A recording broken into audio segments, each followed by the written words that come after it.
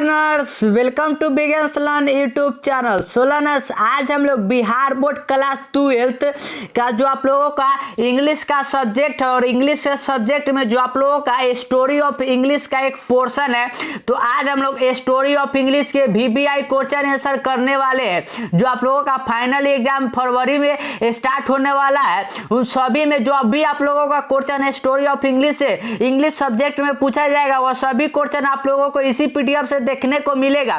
तो इसीलिए आप लोग वीडियो को शुरू से लेकर अंत तक देखिएगा और जितने भी क्वेश्चन आप लोगों के लिए बनेगा स्टोरी ऑफ इंग्लिश, वो सभी क्वेश्चन को मैंने इस PDF में रखा है। तो आप लोग वीडियो को शुरू से लेकर अंत तक देखिएगा। तो फटाफट से हम लोग स्टोरी ऑफ इंग्लिश के क्वेश्चन की ओर बढ़ते हैं। तो पहला जो क्वेश्चन है वह इस प्रकार से कि the English language is much younger than. मतलब क्या हुआ कि English language is much younger than, मतलब कि बहुत ज्यादा क्या है कि जवान, मतलब कि नया लैंग्वेज है। ठीक है, वो किससे है? क्या लतीन से है, क्या ग्रीक से है, या पर्शियन से, या ऑल द थ्री? तो हम लोग जानते हैं कि इंग्लिश लैंग्वेज जो है ना, वो लतीन, ग्रीक और पर्शियन तीनों से क्या है कि यंगर है। तो इस right answer will be option number D. Question number second की ओर बढ़ते हैं। तो क्वेश्चन नंबर सेकंड इस प्रकार से पूछा गया है कि the Anglo Saxons invaded England in the, means क्या हुआ कि Anglo Saxon invaded England in the मतलब किस सेंचुरी में किया था? तो ये मैंने आपको बताया था, बार बार ये बता रहा हूं कि कब किया था। तो यह 5th सेंचुरी में किया था। ये मैंने जब आप लोगों को करवाया था चैप्टर वाइज, तो वहां पर भी बताया था। तो right answer will be option number A. Question number third की ओर बढ़ते हैं। तो क्वेश्चन नंबर थर्ड इस प्रकार से है कि the English language of today reflect dot dot century of political and social development. Question का कहना है कि आज का इंग्लिश भाषा रिफ्लेक्ट करता है पॉलिटिकल यानी राजनीतिक और सामाजिक डेवलपमेंट को। किस सेंचुरी से रिफ्लेक्ट करता है? तो किस सेंचुरी से करता है? तो यह 5th सेंचुरी से करता है। तो इसका राइट आंसर जो हो जाएगा ना, वो ऑप्शन नंबर बी हो जाएगा, 5th सेंचुरीज।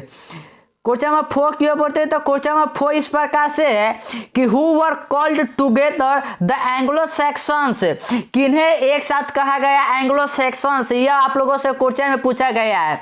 तो किसे कहा गया? तो एंग्लोस को भी कहा गया है, सैक्सन्स को भी कहा गया है और ज्यूटस को भी कहा गया है। तो इस right answer will be option number D, all the three. Question number 5 की ओर बढ़ते हैं। तो क्वेश्चन नंबर 5 इस प्रकार से पूछा गया है डॉट डॉट गेव इंग्लैंड इस नेम एंड लैंग्वेज। कहा जा रहा है कि डॉट डॉट दिया इंग्लैंड को इस नेम एंड लैंग्वेज, मतलब इसका नाम और भाषा किसने दिया था, यही आप लोगों से पूछा गया है। तो इट्स वेरी सिंपल क्वेश्चन, किसने? तो एंग्लो सैक्सन्स, एंग्लो सैक्सन्स। तो right answer will be option number B. Question number 6 की ओर बढ़ते हैं। तो question number 6 very easy question, old English covers, means क्या हुआ कि जो वो ओल्ड इंग्लिश का पीरियड है वही पूछ रहा है कि कितना AD से लेकर कितना AD के बीच में ओल्ड इंग्लिश का पीरियड था। तो हम लोग जानते हैं कि ओल्ड इंग्लिश का जो पीरियड था वह 449 AD से कितना था? तो 1066 AD तक। सो इस right answer option number A. Question number 7 की ओर बढ़ते हैं। तो क्वेश्चन नंबर 7 इस प्रकार से है कि मिडल इंग्लिश कवर्स, मतलब कि अब आप लोगों से पहले तो ओल्ड पूछ रहा है कि मिडल मिडल इंग्लिश का कवर्स कितना हुआ? तो मिडल इंग्लिश का था वो कितना था? तो 1150 से 1500 AD तक। तो इस right answer option number D. Question number 8 की ओर बढ़ते हैं। तो question number 8 very easy question,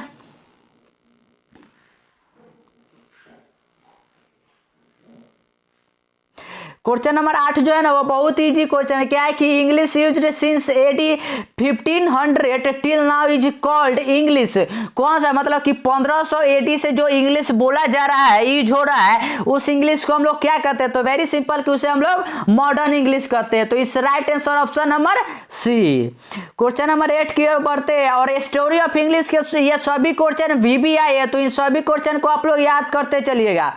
9 इस प्रकार से कि the history of English language is just about years dot dot years old, मतलब कि इंग्लिश लैंग्वेज का इतिहास जो है ना, मतलब कि कितना साल पुराना है, यही आप लोगों से पूछा गया है। ठीक है, तो इस वेरी सिंपल क्वेश्चन मैंने आपको बताया था कितना कि 1500 ईयर, मतलब क्या हुआ कि 1500 साल पुराना है। ठीक है, 1500 साल पुराना। तो इस right answer will be option number A. Question number 10 की ओर बढ़ते हैं। तो क्वेश्चन नंबर 10 इस प्रकार से है, in England printing press was invented in, मतलब कि इंग्लैंड में प्रिंटिंग प्रेस जो होता है उसका इन्वेंट कब किया गया था? क्या 1475 में, क्या 1476 में, क्या 1477 में, या 1478 में? तो प्रिंटिंग प्रेस का जो वहां पर इन्वेंट किया गया था ना, वो कब किया गया था? तो वो किया गया था 1476 यानी 1476 में। तो right answer option number B. Question number 11 की ओर बढ़ते हैं। तो क्वेश्चन नंबर 11 इस प्रकार से है कि in the old English period two major influence were, मतलब कह रहा है कि ओल्ड इंग्लिश मतलब कि जो प्राचीन इंग्लिश था उसमें टू मेजर इन्फ्लुएंस का कौन सा था? तो उस समय जो टू मेजर इन्फ्लुएंस था ना वो कौन सा? तो वो था Latin and French, Latin and French. तो इस right answer will be option number A. Question number 12 की ओर बढ़ते हैं। तो क्वेश्चन नंबर 12 इस प्रकार से है कि the gold period of old English literature was the era of, कह रहा है कि इंग्लिश जो ओल्ड इंग्लिश था उसका गोल्ड पीरियड कौन था? लिटरेचर में, लिटरेचर में जो होता है उसमें कौन था? वही पूछ रहा है कि इरा ऑफ किसके इरा में था? तो इस वेरी सिंपल, किसके इरा में था? तो यह था किंग अल्फ्रेड के, किंग अल्फ्रेड के। आप लोगों ने यह पढ़ा होगा, यह तो आप लोगों को मालूम ही होना चाहिए। और ये सभी क्वेश्चन आपके एग्जाम में टकराएंगे ही टकराएंगे। क्वेश्चन नंबर 13 की ओर बढ़ते हैं। तो 13 इस प्रकार से कि the year AD 166 is taken to be the end of period, कह रहा है कि जो 1066 एडी था उसे लिया जाता है किस मतलब पीरियड के एंड के लिए, ठीक है? तो हमने अभी अभी बताया आपको कि कौन से पीरियड के एंड के लिए? तो ओल्ड इंग्लिश के पीरियड के लिए, ठीक है? तो इसका राइट आंसर जो हो जाएगा ना ऑप्शन नंबर बी हो जाएगा, ओल्ड इंग्लिश। क्वेश्चन नंबर 14 की ओर बढ़ते हैं। तो क्वेश्चन नंबर 14 जो है ना वह इस प्रकार से कि about dot dot Christianity began to spread in England, मतलब कि कौन से एडी से क्रिश्चियन मतलब कि जो क्रिश्चियन धर्म होता है वो बिगेन स्प्रेड मतलब फैलना स्टार्ट हुआ इंग्लैंड में, यही आप लोगों से पूछा गया है, ठीक है? तो जो क्रिश्चियन जो फैलना स्टार्ट हुआ था वह हुआ था एडी 600 में। कितना? तो 600 एडी में। तो right answer option number C हो जाएगा। क्वेश्चन नंबर 15 की ओर बढ़ते हैं। तो 15 इस प्रकार से है कि the first phase of middle English literature covers the period, मतलब कि जो मिडिल इंग्लिश था उसका फर्स्ट फेज पूछ रहा है कि लिटरेचर में उसका पीरियड कौन था? तो उसका जो पीरियड था ना मिडिल इंग्लिश के लिटरेचर का वो कौन था? तो वह था 1150 से 1215 एडी तक। सो इस right answer will be option number C. Question number 16 की ओर बढ़ते हैं ना। तो क्वेश्चन नंबर 16 है कि the second phase of middle English literature covers the period. इससे पहले क्या था कि फर्स्ट का पूछा, फर्स्ट फेज का, लेकिन अभी यहाँ पर है कि second phase of middle English literature का, ठीक है? तो उसका जो पीरियड था ना वो था 1250 से 1350। तो इस right answer will be option number D. Question number 17 की ओर बढ़ते हैं। तो 17 इस प्रकार से है कि Chaucer's, Gower, Langland and Wycliffe are important writer of the dot dot period, मतलब कि ये जो राइटर्स है मतलब वो किस पीरियड के राइटर्स है, यही आप लोगों से सिंपल पूछा गया है। तो जो ये चौसर, गोवर, लैंगलैंड ये सब है ना ये किस पीरियड के थे? तो ये जो पीरियड के थे ना ये मिडिल इंग्लिश पीरियड के थे। तो इस right answer will be option number C.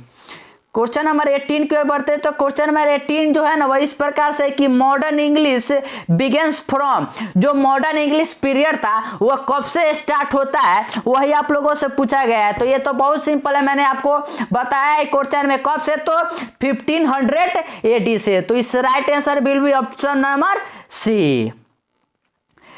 और अभी तक अगर आपने चैनल को सब्सक्राइब नहीं किया है तो आप लोग चैनल को सब्सक्राइब कर लेंगे, ठीक है? क्योंकि ये सभी VBI क्वेश्चन, अगर ये सभी क्वेश्चन आपके फाइनल एग्जाम में टकराएंगे ही टकराएंगे। क्वेश्चन नंबर 19 इस प्रकार से कि the printing technology was introduced in England in, मतलब कि जो प्रिंटिंग टेक्नोलॉजी होता है उसको इंट्रोड्यूस किया गया था इंग्लैंड में, कब किया गया था? यही पूछा गया है कि कब किया गया था। जो प्रिंटिंग टेक्नोलॉजी को इंट्रोड्यूस किया गया था इंग्लैंड में वो किया गया था 1476 में। कब? तो 1476 यानी 1476 में। तो right answer option number B. Question number 20 की ओर बढ़ते हैं। तो 20 जो है ना वही इस प्रकार से कि the name Augustan was given to the earlier century. Augustan जो नेम है वो किस सेंचुरी को दिया जाता है, यही आप लोगों से पूछा गया है, ठीक है। तो जो ऑगस्टन है ना नेम वो किस ईयर को दिया जाता है, तो 18th सेंचुरी को। कब, तो 18th सेंचुरी को। तो right answer will be option number B. Question number 21 के बढ़ते तो 21 जो है ना ये तो बहुत ही सिंपल है कि dot dot was known as the Augustan age. तो अभी अभी मैंने आपको बताया है कि ऑगस्टन एज क्या था, तो 18 का, लेकिन वो 19th सेंचुरी भी होता है। तो right answer option number C. Question number 22 की ओर बढ़ते हैं। तो 22 इस प्रकार से है कि the British grammar was written by J Buchanan in. कह रहा है कि जो ब्रिटिश ग्रामर है उसे लिखा गया था, तो मतलब वो किस अति में लिखा, ईरा में लिखा गया, मतलब कि किस ईयर में लिखा गया था। तो इट्स वेरी सिंपल, कब लिखा गया था, तो ये आप लोगों को डेट मालूम होना चाहिए। कब लिखा गया था, तो 1762 में, 1762 में। तो right answer will be option number B. Question number 23 की बढ़ते तो 23 इस प्रकार से है कि the English from 15th century till now is called English. मतलब कि जो 1500 सेंचुरी से इंग्लिश यूज हो रहा है उसे अभी तक के हम लोग क्या कहते हैं, तो सिंपल है, क्या कहते हैं कि मॉडर्न इंग्लिश कहते हैं। तो इसका राइट आंसर जो हो जाएगा ना वो ऑप्शन नंबर सी हो जाएगा, मॉडर्न इंग्लिश। क्वेश्चन नंबर 24 की ओर बढ़ते हैं। तो 24 जो है ना वो इस प्रकार से कि dot dot is a window to the world. कह रहा है कि विंडो टू द वर्ल्ड मतलब दुनिया के लिए खिड़की। मतलब कि क्या है कि इसका ये एक क्या होता है कि इडियम होता है, क्या हिंदी है सो विंडो टू द वर्ल्ड, या उर्दू है, या इंग्लिश है, या चाइनीज है। तो आप लोग पढ़ते हैं क्या कि English is a window to the world. तो इस right answer will be option number C. Question 25 की ओर बढ़ते हैं। तो 25 जो है ना वो इस प्रकार से कि डॉट डॉट है the largest number of native speakers. कह रहा है कि दुनिया में सबसे लार्जेस्ट मतलब कि बहुत ज्यादा लोग बोलने वाले नेटिव स्पीकर्स कौन है, यही आप लोगों से पूछा गया है, ठीक है। तो इसका जो सबसे ज्यादा जो नेटिव स्पीकर है ना वो है चाइनीज, क्योंकि चाइनीज का क्या है कि आप लोग जानते हैं कि पॉपुलेशन भी सबसे ज्यादा, तो अपना लैंग्वेज जो है ना वो खुद बोलते हैं, यानी नेटिव अपना लैंग्वेज बोलते हैं। तो इस right answer will be option number B. Question number 26 is in the UK, the USA, Ireland, Canada, Australia, New Zealand and the South Africa, England is English is spoken as a। क्या करा है कि UK में, USA में, Ireland में, Canada, Australia, इन सभी में English को बोला जाता है। मतलब कौन से लैंग्वेज के रूप में, फॉरेन या सेकेंड या मदर या नॉन ऑफ दीज, किस रूप में बोला जाता है। तो वहां जो बोला जाता है ना वो मदर टंग के रूप में बोला जाता है। किस टंग के, तो मदर टंग। तो इस right answer will be option number C. Question number 27 की ओर बढ़ते हैं। तो 27 जो है ना इस प्रकार से है कि in India, Singapore, Malaysia, Nigeria, Namibia, Botswana etcetera English is spoken as. क्या करा है कि हमारे इंडिया में, सिंगापुर, इन सभी जगह पर जो इंग्लिश है उसे बोला जाता है। किस तौर पर बोला जाता है, तो हम लोग जानते हैं कि हमारा मदर टंग कौन सा है, तो हिंदी है। तो इसी प्रकार से क्या है कि इंग्लिश को हम लोग किस भाषा के कंसिडर करते हैं, तो सेकेंड लैंग्वेज। तो इस right answer will be option number B is second language. Question number 28 की ओर बढ़ते हैं। ये सभी क्वेश्चन भी आए और ये सभी क्वेश्चन आपके एग्जाम में टकराएंगे, तो आप लोग क्वेश्चन को याद करते चलिएगा। Question number 28 English is also used as a dot dot by the Anglo Indian community of India. क्या रहा है कि इंग्लिश को यूज किया जाता है एंग्लो इंडियन कम्युनिटी ऑफ, मतलब कि जो एंग्लो इंडियन हमारे इंडिया में है वो कम्युनिटी ऑफ इंडिया किसके रूप में किया जाता है, तो मदर टंग के रूप में किया जाता है। क्योंकि वो एंग्लो इंडियन है तो वह किस रूप में करते हैं, तो मदर टंग के रूप में। तो इस right answer will be option number B. Question number 29 की ओर बढ़ते हैं। तो 29 जो है ना वो इस प्रकार से कि in China, Japan, UAE, Saudi Arabia, Egypt, Iraq और क्या कि France, Germany etcetera English is spoken as. क्या रहा है कि चाइना में, जापान में, इन सभी जगह जो इंग्लिश बोला जाता है वह किस रूप में बोला जाता है, मदर टंग में, सेकेंड लैंग्वेज में, फॉरेन लैंग्वेज में, या नॉन ऑफ दीज। तो चाइना, जापान, इन सब जगह जो है ना वह इंग्लिश को फॉरेन लैंग्वेज के रूप में बोला जाता है। तो इस right answer will be option number C. Question number 30 की ओर बढ़ते हैं। तो 30 जो है ना वो 30 इस प्रकार से कि English developed from the speech of the, कह रहा है कि इंग्लिश डेवलप्ड हुआ from the speech of the, किससे स्पीच से हुआ, तो यही आप लोगों से पूछा गया है। तो किससे हुआ था, तो ये हुआ था एंग्लो सैक्सन से। तो इस right answer will be option number B, Anglo Saxons. Question number 31 के बढ़ते हैं। तो 31 जो है ना वो इस प्रकार से कि standard British speech is known as, जो स्टैंडर्ड ब्रिटिश स्पीच जो होता है उसे जाना जाता है, किस रूप में जाना जाता है, क्या आरपी के रूप में, एपी के रूप में, आईपी के रूप में, या नॉन ऑफ दीज, किसके रूप में जाना जाता है। तो उसे जो जाना जाता है ना उसे जाता है आरपी के रूप में, ठीक है, नॉन एज आ आरपी। क्वेश्चन नंबर 32 की ओर बढ़ते हैं ना। तो 32 जो है ना और 32 इस प्रकार से कि अमेरिकन इंग्लिश, यहाँ पर इंग्लिश होगा, English differs from British English in the sphere of, मतलब क्या हुआ कि जो अमेरिकन इंग्लिश है वो ब्रिटिश इंग्लिश से डिफरेंट है, इन द स्पेयर ऑफ मतलब किस रूप में अलग है, ठीक है, क्या स्पेलिंग में अलग है, वोकैबुलरी में है, ग्रामर में है, या all of these, all of three, मतलब कि इन तीनों में है जो है ना अमेरिकन इंग्लिश ब्रिटिश इंग्लिश से अलग है। तो जो है ना ब्रिटिश इंग्लिश अमेरिकन इंग्लिश है, या तीनों में अलग अलग है। तो इस right answer will be option number D. Question number 33 की ओर बढ़ते हैं ना। तो 33 इस प्रकार से है कि about years ago Latin was a world language, मतलब कि कितने साल पहले लैटिन जो लैंग्वेज है वह वर्ल्ड लैंग्वेज था, यही आप लोगों से पूछा गया है, ठीक है। जो लैटिन लैंग्वेज था ना वह वर्ल्ड लैंग्वेज था, कब से था, तो वो लैंग्वेज था 800 पहले, ठीक है, 800 ईयर पहले। तो इस right answer option number B हो जाएगा 800 ईयर। क्वेश्चन नंबर 34 की ओर बढ़ते हैं ना। तो 34 है in the last few decades of the century of the English language has been rapid change, कह रहा है कि जो लास्ट के जो डिकेड्स ऑफ द सेंचुरी, मतलब कि जो इधर के सेंचुरी जा रहा है उसमें English language has been rapid changes, उसमें मतलब कि जल्दी जल्दी चेंजेस हो रहे हैं, मतलब वो कौन सा था, तो वह 20th सेंचुरी था, कौन सा, तो 20th सेंचुरी। तो इस right answer will be option number D. Question number 35 की ओर बढ़ते हैं। तो 35 जो है ना 35 इस प्रकार से कि ड्यूरिंग द सेंचुरी एंड क्या है कि intellectual movement swept in Europe, कह रहा है कि ड्यूरिंग किस सेंचुरी के दौरान and intellectual movement swept in Europe, किस सेंचुरी के दौरान इंटेलेक्चुअल मूवमेंट फैल चुका था, ठीक है, मतलब कि यूरोप में फैला, वही आप लोगों से पूछा गया है। तो किस सेंचुरी के दौरान, तो 15th सेंचुरी के दौरान। तो इस right answer will be option number B.